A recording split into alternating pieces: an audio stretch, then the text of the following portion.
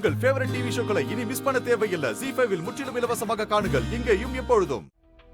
நிஜமாவே நம்ம 2 பேரும் மலேசியால லவ் பண்ணோமா?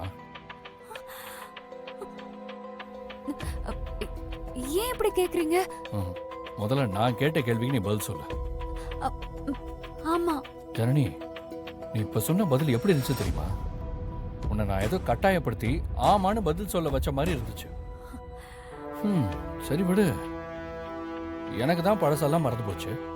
அதுக்காக உன்னை லவ் பண்ணதையோ உன்னை கல்யாணம் பண்ணிட்டு வந்ததையோ நான் இல்லைன்னு சொல்ல முடியுமா? எங்க இப்படி எல்லாம் பேசுறீங்க? என்னன்னா வேற எப்படி பேச சொல்ற? நடந்ததை நான் மறந்துட்டேன், ஆனா உனக்கு ஞாபகம் இருக்குல்ல? நீ இந்த நிமிஷம் வரைக்கும் நம்ம 2 பேருக்குள்ள நடந்த எந்த விஷயத்தை பத்தியும் பேசினதே இல்லை. இந்த வீட்டுல இருக்கிறவங்க எல்லாரும் எதிர்ப்பாங்கன்னு தெரிஞ்சும் நான் உன்னை கல்யாணம் பண்ணி இந்த வீட்டுக்கு கூட்டிட்டு வந்திருக்கேன்ல. கண்டிப்பா நம்ம 2 பேரும் உயிருக்கு உயிரா லவ் பண்ணிருக்கோம். ஆனா நான் எப்படி எல்லாத்தையும் மறந்துட்டு இருக்கேனோ அதே மாதிரி தான் நீயும் மறந்துட்டு இருக்க மாதிரி இருக்கு ஜனனி. இல்ல நான் தெரியாம தான் கேக்குறேன், உனக்கு என்னதான் பிரச்சனை? What's your problem? ஏன் யாரோ ஒரு தேர்ட் பர்சன் நடந்துக்கிற மாதிரி நடந்துக்கிற? இல்லங்க, நீங்க சொல்ற மாதிரிலாம் இல்ல.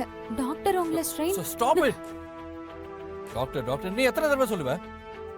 பழச பத்தி எதுவும் பேசிராத, இவனுக்கு எதுவும் ஞாபகம் வந்துடக்கூடாதுன்னு அப்படியா சொன்னார் டாக்டர்? இல்ல எனக்கு புரியல, உனக்கு என்னதான் பிரச்சனை? ஏன் என்கிட்ட இருந்து இப்படி விலகி போற? நீ நடந்துக்கிறதெல்லாம் பார்த்தா நான் ஏதோ உன்னை மலேசியால கட்டாயப்படுத்தி லவ் பண்ணி இங்க கல்யாணம் பண்ணி கூட்டிட்டு வந்த மாதிரி இருக்கு. எனக்கு கில்ட்டியா இருக்கு. ஏங்க இப்படி எல்லாம் பேசுறீங்க? திரும்ப திரும்ப என்கிட்ட கேள்வியே கேட்காத ஜனனி. நான் கேட்கிற கேள்விக்கு மட்டும் பதில் சொல்றேன். ஏன் யாரோ மாதிரி என்னை விட்டு விலகி போற? லவ் பண்ணும்போது நம்ம 2 பேரும் இப்படிதான் இருந்தோமா? ஜஸ்ட் டெல் மீ, இப்படியா இருந்தோம்? இத பாருங்க, என்ன மன்னிச்சிருங்க.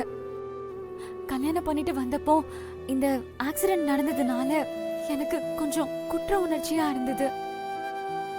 என்னாலதான் உங்களுக்கு இப்படி ஆயிடுச்சுங்கிற ஒரு பயம், அவ்வளவுதான். ஜனனி, அந்த பஸ்ஸோட டிரைவரா நீ?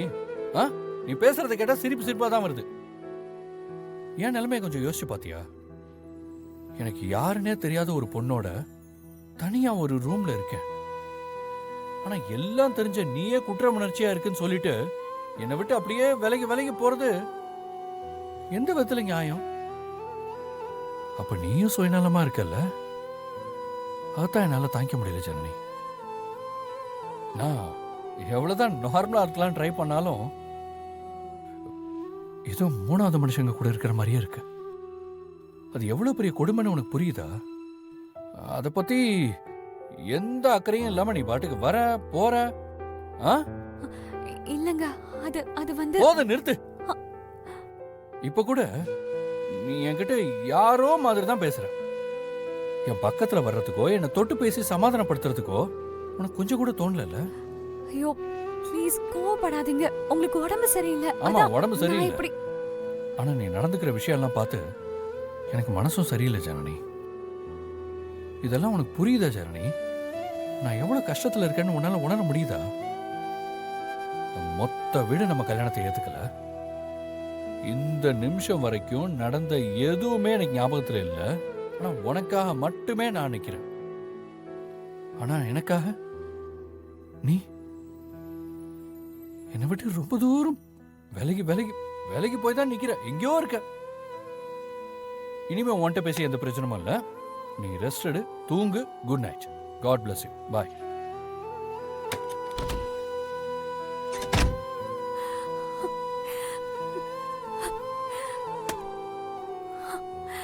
என்ன பண்றது இப்போ?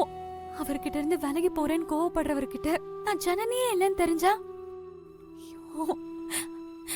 பெரிய தப்பு பண்ணிட்டு இருக்கேன். ஏன் சுயநலத்துக்காக நான் இவரை ரொம்ப கஷ்டப்படுத்திட்டு இருக்கேன். தெரிஞ்சும் எதுவும் பண்ண முடியாத சூழ்நிலை கைதியா இருக்குன்னு. இந்த பிரச்சனை தீரணும்னா நான் முதல்ல இங்க இருந்து போகணும். ஆனா இங்க இருக்கிற வரைக்கும் நான் ஜனனியாவும் இருக்கணும். என்ன பண்றது? திரும்ப யோசிச்சாலே பைத்தியம் பிடிக்கிற மாதிரி இருக்கு. என்ன பண்றது?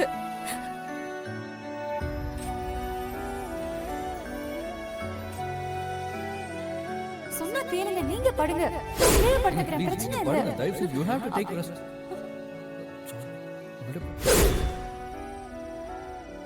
நான் உங்களை எங்க ஃபர்ஸ்ட் மீட் பண்ணேன்?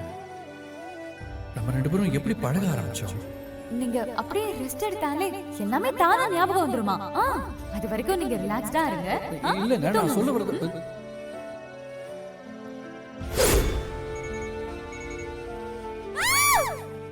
முதல்ல வெளிய போங்க. போங்க. நான் Dress மாத்த.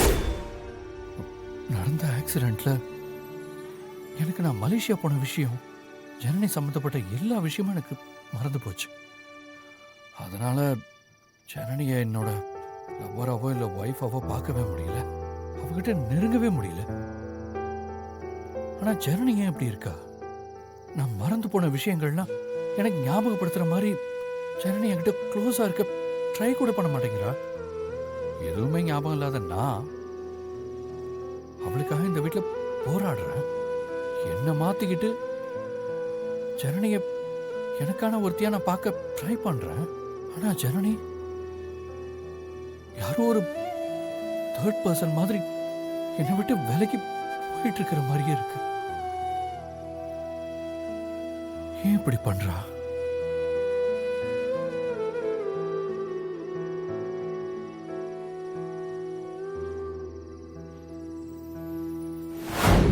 மா, சிவாவுக்கும் அவன் பொண்டாட்டிக்கு ஏதாவது பிரச்சனையா? அவங்க 2 பேருக்கும் என்ன பிரச்சனை இருக்க போகுது? ஆமா, நீ ஏன் கேக்குற? மா, உனக்கு தெரியுமா தெரியாதா? அப்படியெல்லாம் ஒண்ணும் இல்ல அமராவதி. சிவாவை பாக்குறதுக்காக நான் அவன் ரூமுக்கு போயிருந்தேன். 2 பேரோட படுக்கையும் தனித்தனியா இருக்கு. சிவா கட்டில்ல படுத்து தூங்குறான், அவ பாய கீழே போட்டு படுத்திருக்கா. புதுசா கல்யாணமானவங்க ஏன் தனித்தனியா படுக்கணும்? அதான் உன்கிட்ட கேட்டேன். அது சும்மா கீழே பாய் போட்டு படுத்திருப்பாங்க. இதெல்லாம் ஒரு விஷயமா? இதுல உனக்கு சந்தேகம் வேற. மா, இந்த பூசி முழுவெல்லாம் பார்க்காதம்மா. நான் தெரியாம தான் கேக்குறேன். நமக்கு பிடிக்காம கல்யாணம் பண்ணிக்கிட்டா சரி, ஆனா அவனுக்கு பிடிச்ச மாதிரி தானே கல்யாணம் நடந்துச்சு. 2 பேரையும் பார்த்தா புதுசா கல்யாணம் பண்ணவங்க மாதிரியா இருக்காங்க. ஏதோ அவசரத்துல தெரியாம கல்யாணம் பண்ணிக்கிட்டு அவன் கஷ்டப்படுற மாதிரில இருக்கு. ஏமா, உனக்கு அவங்கள பார்த்தா சந்தேகம் வரலையா? எதுக்கு தேவையில்லாம நீ கண்டதையும் யோசிக்கிற? நீ யோசிக்கிற மாதிரி எதுவும் இருக்கிறத எனக்கு தெரியல. அவங்க சாதாரணமா தான் இருக்காங்க. இல்லம்மா, நானும் கல்யாணமானவதான். எனக்கும் சில விஷயங்கள் தெரியும். எனக்கு என்னமோ சந்தேகமா இருக்கு. உனக்கு சந்தேகம் வரலன்னா தான் ஆச்சரியம். மா, இந்த மாதிரி எல்லாம் சொல்லி என் வாயை அடைக்க முடியாது. கன்ஃபார்மா சொல்றேன், அவங்க 2 பேருக்குள்ள ஏதோ பிரச்சனை இருக்கு. அது ரொம்ப நாளைக்கு மூடி மறைக்க முடியாது சொல்லிட்டேன். ஐயோ, யாருக்கு சந்தேகம் வரக்கூடாதுன்னு நினைச்சனோ அவளுக்கே வந்துருச்சே. எதை மறைக்கணும்னு நினைச்சனோ அந்த விஷயம் இவளுக்கு தெரிஞ்சிருச்சே. அமராவதி இந்த விஷயத்துல சும்மாவே இருக்க மாட்டாளே. ஐயோ, வீட்ல எல்லார்கிட்டயும் சொல்லிடுவாளே. இது இப்படியே போனா சரியா வராது. சிவாவையும் ஜனனியும் கூப்பிட்டு 2 பேர்கிட்டயும் இதை பத்தி பேசி ஆகணும். ZEE5 ஆப்பை டவுன்லோட் செய்து அனைத்து எபிசோடுகளையும் இலவசமாக பாருங்க.